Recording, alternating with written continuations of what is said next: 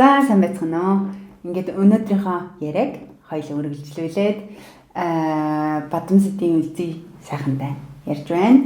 Өнөөдрийн сэдв гэхдээ хэл зүгээс жоохон өөрчлөгдөд явна. Та бас хүүхдийн сэтгэл зүйч хүн. Тэгээд миний ажилласнаар бид нар соёлын онцлогоос гадна ээж аваа болохоор зэрэг одоо хүүхдтэйгээ харьцах харьцаанд анхаарах зүйлүүд маш их байдаг юм шиг санагддаг. Жишээ нь өөрөөсөө мэдхгүйгээс, анзаараагүйгээс, эсвэл стресс, уур бухимдлаасаа болоод хүүхдтэй дарамт үзүүлдэг, магадгүй вербал буюу үг хэлээр хүчирхийлдэг, шахдаг тийм юм одоо би бусдыг ярихгүй өөрөөсөө зөндөө ажилласан. Тэгээд та тэр талаар хүүхдийн хүмүүжлэлд одоо бид нар юун дээр анхаарч явах хэрэгтэй. Одоо дэлхийд даяарлын сэтгэл зүйн асуудал маш том асуудал болчихлоо. Нийгмэд дагаад үйлдвэрлэлээ дагаад тэгэхээр хүүхдүүдийнхээ сэтгэлийг гэмтээхгүй бүтнээр нь байлгахын тулд ээж аваад юун дээр анхаарах хэрэгтэй. Баярлалаа. Би сэтгэл зүйч хүүхдийн сэтгэл засалж байгаа юм шүү. Сэтгэл засалж. Тий, ялгаатай сэтгэл зүй, сэтгэл засалж ялгаатай салбарууд байгаа хгүй хэдийгээр нэг зүйл хамаарч байгаа юм шиг мөртлөө. Тэгэхээр ялгаач салгах хэрэгтэй тийм. Сэтгэл засалж гэдэг талаас ер нь үзэхэд ер нь сэтгэлийг засаж болох уу, янз бүрийн хөвшил яагаад гэвэл бид нар чинь заа хөвшил хоол идэх хөвшилгэл үзээ л да тий. Энд чинь зөвхөн хоол идээд сурцсан автомат ингээл анзаарахгүй ингээл хоол иддэг гэж боддог. Гэтэл тэр хоол идэх зүйл чинь чиний нөгөө сэтгэлийн ямар нэгэн байдлаар тэр чинь холбоотой байдаг. Зарим нэгэн хүмүүс өөрсдөө мэдэхгүйгээр гомдохороо, уурлахаараа юм идэх гэдэг. Тэгэхээр нөгөө хоол иддэг бидний амьтны тэр чинь амьтны л үйлдэл штэ. Тэр маань хүнд ухамсарт хүнд нөлөөлөөд одоо тэгээд өсвөр насны хүүхдүүд булимитай, анорексиятай өөрсдийгөө өвчлүүлдэг, өөрсдийгөө өлсгдөг, эсвэл юм мэдж энэ нөгөө нэг энэ сүлдээ эмгэгэн шинжтэй юм болоод ингээд гараад ирж байгаа. Тэгэхээр тэр нь хинээс хаанаас үүдэлтэй вэ? За хоол идэх. Тэгэхээр тэр чинь ерөөсөө нөгөө сэтгэлийн янз бүрийн зүйл чиний тавьж байгаа айгу бас анхаармаар бодолцмоор бид нар хийж болох, тэрийг өөрчилж болох, тэгээд засаж болох тийм алхмууд байдаг учраас хизээнээсээ хийх вэ? Эцэг их байгаасаа дүүрэн хүнийг, аз жаргалтай хүнийг, баяр цэнгэлтэй хүнийг уу гашуу тохиолдоход гашуудаад уйдаад орчихгүй энэ амьдралын хэцүү юмыг ингээд давж дуулах чадвартай олон янзын аашуудыг зохицуулж чаддаг тэр чадвартай орчин үеийн хэлээр хэлээд идэг нөгөө нэг олон улсын томьёонд нь хэлээд идэг EQ өндөртөө хүмүүсийг бэлтгэх бид нар эрдэмтэй хүн болоосоо гэж хэлдэг хэдий ч хүн бүхэн сайн хүн болоосоо миний хүү сайн яваасаа миний хүүхэд сайхан яваасаа л гэдэг. Тэгэхээр сайн явж чадах, сайхан явж чадах тэрийг чинь бид нар өөрсдөө хүмүүсээсээ бид нар эцэг их хийж чадна. Тэгэхээр айгүй сайн хэсэг. Тэгэхээр би миний ярих гэж байгаа юм өөрийнхөө над дээр ирж байсан залуучууд хүүхдүүдийн туршлага тэгээд онлын тэгээд хувийн бас мэрэгчлийн туршлагаас гадна хувийн өөрөө нэг эцэг их болохоор тэр талаасаа хандаж хэлэх байх гэж бодож байна. Гэхдээ миний зөвлөгөө чухам хүний онцлогт таарах хэсгийг би онцлог мэдэхгүй байна. Гэхдээ өөрөө нэг өрний оронд хүүхэд өсгсөн хүмүүжүүлж байгаа. Тэгээд өрний оронд бас хүүхдээ өсгөн хүмүүжүүлж байгаа ээж аавтай ажилтдаг учраас хамгийн түрүүнд миний анзаарсан зүйл гэвэл чиний саяхан хэлсэн үгийн хүчирхийлэл, сэтгэлгээний хүчирхийлэл, сэтгэл зүйн хүчирхийллийг бид нар өөрсдөө мэдэхгүйгээр заримдаа мэдээд маш их ингээд гэмтээд үзүүлдэг. Тэгэхээр хүүхдүүд хамгийн түрүүнд хэлээ мэдрэмжийн хүчирхийлэл бас. Мэдрэмжийн хүчирхийлэл юу вэ гэвэл би жишээ хэлье те. Мэдрэмжийн хүчирхийллийг үгийн хүчирхийллээр хэрхэн хийдэг вэ гэвэл өвдчингүүд хүүхэд өөрийгөө зогчонгууд за юун сүртэй юм бэ өвдөл үсттэй зүгээр штэ түү за болно. Тэр чинь өвдчихийг байгааг мэдрэх ирэхгүй юм уу? Та тэр мэдрэмжийг нь хүчирхийлдэг бид нарт асуудал байна да. Тэгээд зүгээр штэ түү өвдөж байгаа юм тэгэл түү гэхээр болчдөг юм уу? Тэгээд бид нар яг уу тэнд чинь харагдах гад энэ зүгээр гэж явуулах гэдэг шүү дээ уг нь тий. Тэгэхээр бид нар энэ дээр юуг анзаарах хэрэгтэй вэ? Нэгэл сайн аргууд нь зөв байна. аргачлал нь буруу байна, санаа нь зөв байна, аргачлал нь буруу байгаа байхгүй. Тэгэхээр өвдсөн нь айгүй өвдөж хүлэн зөвшөөрч хэрэгтэй байхгүй хүүхдүүдэд. Ягаад гэвэл энэ чинь нөгөө Монголд хуучин арга байхгүй. Бид нар нэг бие шинэ юм хэлээд байгаа юм биш. Монгол хуучин байсан тэр аргачлал нөгөө мал аж ахуйгаас холдоод нүүдлийн мал аж ахуйгаас холбогдоод ах トゥ амраг садан эмээ өвгөөс холдсон учраас бид нар одоо үндсэндээ өрнийхөө номоор ингээд хийгээд ингээд явж байсан чинь энд байгаа хүмүүсийг хүмүүжүүлэх, хүнжүүлэх, энд байгаа улс орныг иргэнээ бэлдэх, хүнээ бэлтгэх хүн болгоход тэрэндээ зөрчилдөд байгаа нэг зүйл байгаа байхгүй. Бид нар уг нь Монгол өөрөө хүн болсон тэр аргаараа хийчмээр байна. Тийм. Ягаад гэвэл тэр нөхдүүд болон би энэ ертөнцид ирэхдээ удирдамжтайгаа ирээгүй, зааврын уншаа зохицуулчих боломж болж байхгүй. Гэтэл хүн бүхэн 3 өөр гэр бүл төсж байгаа 3 өөр хүн, 3 өөр хувь хүн, 3 өөр бие хүн учраас тэр 3 өөр хувь хүн бие хүн чинь тэр чигээр нь өсгөх хүмүүжүүлэх үүрэгтэй болчихж байгаа байхгүй. Тэгэхээр нэгдүгээрт одоо юу гэж хэлэх гээд байна вэ? Хүлээн зөвшөөрч авах хэрэгтэй аливаа юмыг. За энэ өвдчлөө. Яна баларсын өвдчлөө тий. За миний хөө их өвдөж гэнэ үү? Ингэж яагаад өвддөг юм айгүй их өвддгийг ээж нь харж гэн тий. Тэгээд тий. За Монголд бол твит гэхээр арилга болцсон юм шиг санагддгийн твит хэлдэг твит гэд тий. Тэгээд та тайвшруулж штэ. Тэгчээд гайгүй болж гэнэ ямар нээж нь яах вэ? Тэгчээд за одоо болов тэрнээс твит за одоо болно штэ сүртэй энэ төр гэж. Тэгэхээр чин би нөгөө нэг хүчирхийлээд ингэн тэр байхгүй юу? Үгээр нийлүүлээд тэгж хүчирхийлээд ийн гэдэг тийм. Тэгэхээр хамгийн түрүүнд бид нар тэрийг энэ миний аргачлал ямар байна гэж нэг хармаар байгаа юм. Тэгэхээр саяын тэр үг дээр жишээлбэл хос хэлээр хүүхдээ хүмүүжүүлж байгаа ээж аваад асуугаад идэг. Гэхдээ бид нар чинь гадаад хэлээр асуухаар please can you can do энэ төргээд айгу болоод ах юм аа. Монгол хэл дээр тэгэж болохгүй байх гэхэд монгол хэл дээр юусаа захирах хүсэг төлөв аваа дээр аваач хүрээ дээр энэ гэдэг юм хэлээд байгаа юм. Тэгэхээр нэг л тийм захирах хүсэг төлөвд дээрэнгүй хэлбэрээр байгаад байна гэдэг байхгүй. Монгол хэлэнд чинь энэ дүүнийхээ өнгөөр минийхүү аваад ирдэ.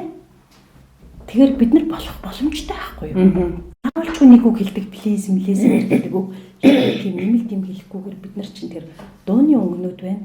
Тэгэхээр бас үгийн хувьд үгээр дарангуйлахтай өшөө дээр нь тэр бас уг нь хэлний онцлог яваад байна шүү дээ. Тийм. Тэгэхээр тэр чинь бас хүүхдэд юу байхгүй юу? Дарамтын шинжтэй юм байдаг байхгүй. Бас нэг юм нь үгүйсгэх тийм асуудал бид нарт юу сүртэй зүгээр байхгүй. Миний насн дээр тэгж юу сүртэй юм чи зүгээр нөгөө үгүйсгэх хүүхд мэдрэмжээ мэдээд надад айгүй хэцүү байна гэдэг нь тэгэл давдгийн гэд хүүхдийн тэр нөгөө мэдрэмжийг нь үгүйсгэх гэдэг гэсэн болчихж байгаа байхгүй. Тэгэхээр бид нар тэрийг хүлээн зөвшөөрөх гэдэг юм байхгүй. Accept хийгээ тэр хэрэгжээр нь тий. Тийм байна уу тий. Чамд хэцүү байна уу? Чамд хэцүү байгааг ээж нь харж байна. Хүлээн харж байна тий. За тэгээд ээж нь тайвшруулах уу яах вэ? Тэрийг тэр чинь Монголд нөгөө нэг хуучин бол эмээ өвөө нь хараад баларсан өвдчүү тий шархтчүү байлуу шархалчуу яаж ингэчээ гэд хүлээн зөвшөөрөд тэгээд засаад эмээ нь л үлээгээд за одоо тэгээд гайгүй болно энэ тэгээд өөрөө дэмждэг. Тэгтээ бас нөгөө талаас болгоомжлох нь үл хитрхи их бас ингээд бүх юмыг ингээл хамгаалаад хитрхи хамгаалалтай байвал хүүхдийн өөрийгөө өөртөө урам өгч өөрөөр шагнаж өөрийгөө шагнадаг тэр системийг нь алдагдуулах гэдэг. Тэгэхээр эхийн эзэхгүй тэрийгэ барьж авах хэрэгтэй.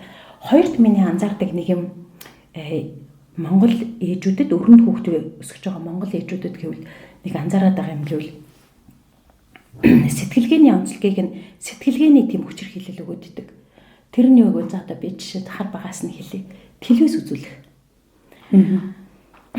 Ягаад гэвэл үндсэндээ хүүхдүүд чинь хамгийн эхлээд хүүхдүүд өөрсдөө бий болгоод нэг зүйлийг фантаз үсгээд за гүнж гэл хоёлаа тэгэл да. Тэгтэл гүнжий чинь уг нь таны хэлснээр хүүхэд өөрөө гүнжийг төсөөлөд бий болгодог байх хэрэгтэй шүү дээ. Уг нь бол тийм. Тэгсэн чинь хар багаас ухамсаргүйгээр нөгөө телевизийн нөгөө хөрхөн Диснейгийн гүнж үнсээр хагаад анхны гүнж гэхээр л ерөөсөө л барууны орны Диснейн гүнжээр бодоод тэгэхэр чи юу гэвэл бид нэр өөрсдөө мдэггүйгээр хүүхд нөгөө телевиз асаагаад өгцнөөрөө тэр телевизийг байнга үзүүлснээр бид нар хүүхдийн тэр сэтгэмжийнх нь тэрийг бид нар ингээд хүчрхийлээд байгаа байхгүй юу? Ажил хийж байгаа юм шиг мөртлөө тэрийг анзаараарай гэж хэлмээр байдаг юм. Энэ айгүй жижигхэн юм шиг мөртлөө айгүй том зүйл байгаа байхгүй юу? Тийм ээ тий. Тий эхний суурь.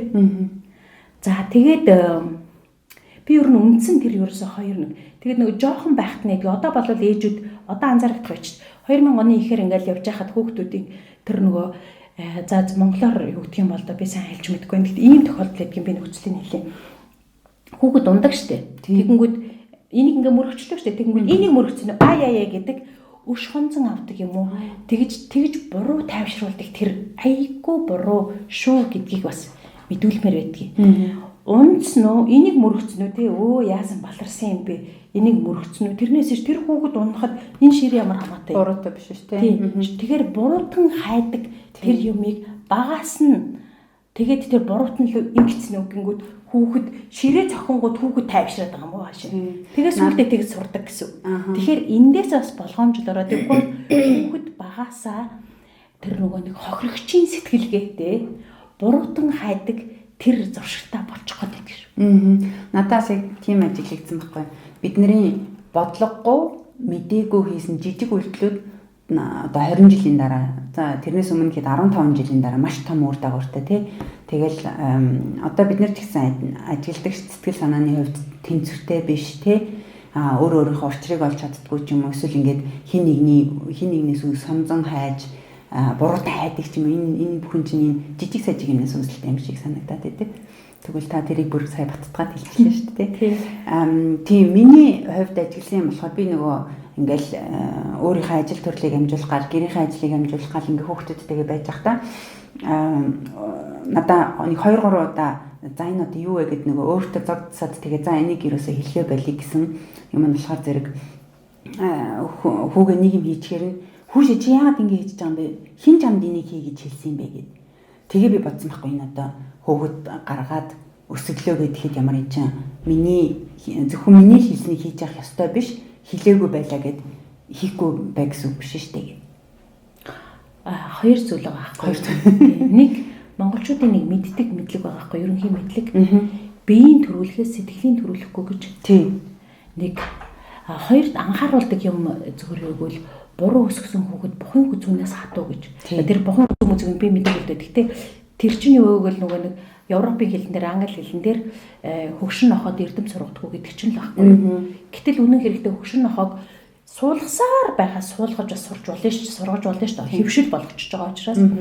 Тэгэхээр тэр чинь юу вэ нэг тийм байна. Хоёрт чиний хүүхэд чи гаргасан л үнэн болохоос биш. Тэгээд өшөө дэрнэ хүүхдүүдийг чи өөрөө монгол хэлэнд нэг бас мартагдаад байсан зүйл монголчууд хүүхдөө үлгэрлэн дагуулж сургадаг байсан. Тийм. Тэгэхээр бид нар хүүхдүүд хизээч хэлсний дагуу хийдэггүй харж агаад хийсэн юмаа харж үзэж хийдэг. Энэ нь болохоор тийм. Энэ нь болохоор хэл сурах процесст ч гэсэн хүүхдүүд хэдий ч ээж одоо ингээд юм хийж байхдаа ингээд interaction ингээд харилцан байхдаа эрт хэдий ч ээж ингээд мах ид хөвөрн мах ид хүү ч юм уу ингэж үзээд ахад хүүхэд бас адилхан нэг моторик хөдөлгөөний нэмэгдээд тэрнтэй адилхан хэлд орох процесс нь түргэсч эхэлдэг гэдгийг хэлний шинжилгээ ухаанчид баталсан байдгийг. Тэрний бас нэг зүйл гэвэл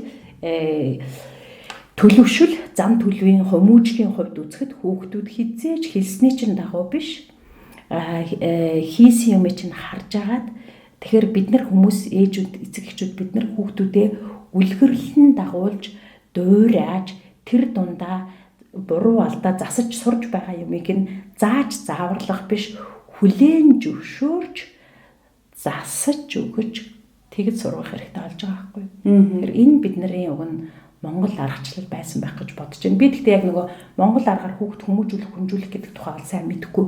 Би тэгэхээр өрний аргуудыг монголчлоод байна шүү дээ, тийм. Тэгтэл тэрий чинь монголчлох гэсэн чинь манай Монголд байсан л арга байгаа байхгүй. Тийм. Бид нар их анзаарч тэрийг мэдэх хэрэгтэй байгаа байхгүй юу? Тийм байна. За та зөндөө олон үнэтэй зөвлөгөөнүүд өгчлөө. Миний бодчих зөөр нэг. Одоо нөгөө нэг хүүхдүүдээ яаж өсгөх үү, эсвэл сэтгэл санааныхаа тэнцвэрийг яаж олох вэ гэх юм одоо номнууд маш их гардаг болсон тийм. Тинч одоо жишээ зүгээр нэг ойрхон жишээгээ дуртаад явах юм бол чиний дотор байгаа хүүхэд ч амар амгалан болох хэрэгтэй ч гэдэг юм уу тий. Түрүү чи ярен дээр хоёул ярьжсэн шүү дээ. Нөгөө зөөрөө цэвэрлэх хэрэгтэй гэдэг. Та тэрэнд одоо хүн би нэг сэтгэл судлаачтай саяхан яриа хийлээ л дээ. Тэрэнд болохоор зэрэг хүн өөртөө асуудал үүсээд ирэхээр энэ барууны хуулиар бол хүн өөрөө л тэрийг очиж сэтгэл зүйчдээр очно гэхээс хинч хажуудлаас надаа эцэг хинч насанд хүрсэн бол зөвлөгөө өгнө гэхээс хинч дагуулж очиад үзүүлээ гэх байхгүй. Тэгэхээр хүн өөрийгөө одоо ямар нэгэн асуудалтай байлаа эсвэл ээж аав нь энэ хүмүүжилтэй өсгөх хүмүүжүүлэх явцдаа алдаа хийсэн байна тий. Тэгэхээр энэ баруунд өгж байгаа зөвлөгөөнүүд бол тэрийг бити хүүхдүүдэд өвлүүлж өгөөрэй гэдэг тийм захиас гараад байгаа байхгүй юу? Тэгэхээр та тийм хүмүүст ямар зөвлөгөө өгөх вэ? Өөртөндөө за одоо миний сэтгэл зүрх тийм шархтай байна да гэж бодож байгаа хүмүүс хэрвээ үзэж ивэл би зөвөр нэг зүйлийг л Монгол ээж аавуудад хэлмээр байдгийн. Өөрийнхөө энэ өрний сэтгэл зүйч гэсэн хэлтгэл дээ. Өөрийнхөө эцэг эхчүүд өөрөөсөө мөрөөдөө тэр нь биелээгүй зүйлсийг үр хүүхдүүдтэй битгий өвлүүлээд үр хүүхдийнхээ тэр нөгөө хобби сонирхлыг нь өөрийнхөө хүслээр битгий удирдаад байгаа чи. Битгий ийшин тийшин хүүхдүүдийг чирээд зовоогоод тамлалчтай хүүхдүүдийн өнцгөөс харах юм бол тэгээд байгаа чи. Тэр хүүхдүүд өөрөө сонирхож байгаа бол яв болох гэж байгаа болвол нэлээд хэдэн удаа 10 удаа болохгүй байвал яасан бэ гэж 11 дэх удаага тэгээд хүлэн зөвшөөрөөд тийм. Энэ нэг зүйл байгаа байхгүй. Тэгэхээр юу гэвэл нэг дахиад нөгөө нэг ярьж байгаа хүлэн зөвшөөрөгдөх намайг байгаагаар маань хүлэн зөвшөөрдөг юм байна. Би байгаагаараа хүлэн зөвшөөрөгдөж байгаа минь. Би хичнээн аашаа уурдаагаар илэрхийлдэг ч гэсэн манай ээж аваа хоёр надад хайртай юм байна.